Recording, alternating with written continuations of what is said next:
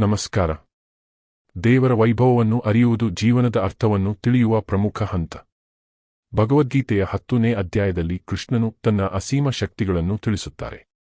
ಈ ಪಾಠಗಳನ್ನು ನಾವೇನು ಮತ್ತು ದೇವರೊಂದಿಗೆ ನಮ್ಮ ಸಂಬಂಧವನ್ನು ಅರ್ಥಮಾಡಿಕೊಳ್ಳಲು ಬಳಸೋಣ.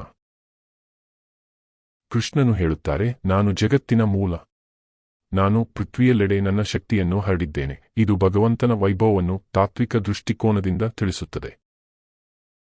ಅಧ್ಯಾಯವು ಸ್ಪಷ್ಟಪಡಿಸುತ್ತದೆ, ನಾನು ಪ್ರತಿಯೊಂದು ಶ್ರೇಷ್ಠತೆಯಲ್ಲಿಯೂ ಇದ್ದೇನೆ. ಪರ್ವತಗಳಲ್ಲಿ ಹಿಮಾಲಯ, ನದಿಗಳಲ್ಲಿ ಗಂಗಾ ಮತ್ತು ಪ್ರಜ್ಞೆ ಹೊಂದಿದ ಎಲ್ಲರ ಮನಸ್ಸುಗಳಲ್ಲಿ ನಾವು ಈ ಪಾಠದಿಂದ ದೇವರನ್ನು ಪ್ರತಿಯೊಂದು ದೊಡ್ಡ ಮತ್ತು ಚಿಕ್ಕ ಅಂಶದಲ್ಲೂ ಕಾಣುತ್ತೇವೆ.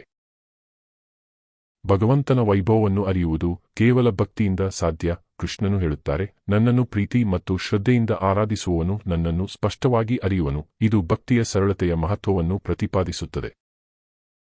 ಈ ಅಧ್ಯಾಯವು ನಮಗೆ ತೋರಿಸುತ್ತದೆ, ದೇವರ ವೈಭವವನ್ನು ಅರಿಯುವುದರ ಮೂಲಕ ನಾವು ನಮ್ಮ ಜೀವನದಲ್ಲಿ ದಾರಿಯನ್ನು ಕಂಡುಕೊಳ್ಳಬಹುದು.